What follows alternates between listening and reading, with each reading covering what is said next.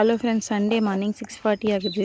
Sunrise பாருங்கள், சூப்பராக இருக்குது. மார்னிங்கே நல்லா சன்ரைஸ் பார்த்தாச்சு. நெக்ஸ்ட் வந்து வேப்பங்குச்சியில் ப்ரஷ் பண்ணலாம்னு சொல்லிட்டு வந்தாச்சு. யாரெல்லாம் வேப்பங்குச்சியில் ப்ரஷ் பண்ண எக்ஸ்பீரியன்ஸ் இருக்குதுன்னு சொல்லிட்டு கமெண்ட் பண்ணுங்க.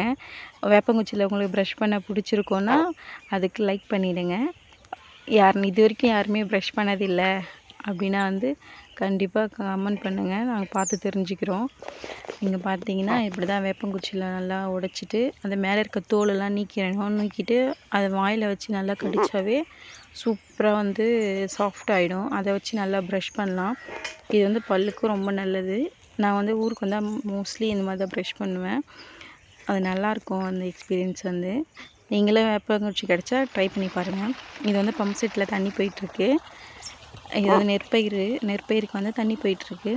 நீங்கள் இந்த மாதிரிலாம் விவசாய இடத்துல போனால் உங்களுக்கு பிடிக்குமான்னு சொல்லிட்டு கமெண்ட் பண்ணுங்கள். நம்ம சேனல் சப்ஸ்கிரைப் பண்ணிக்கோங்க.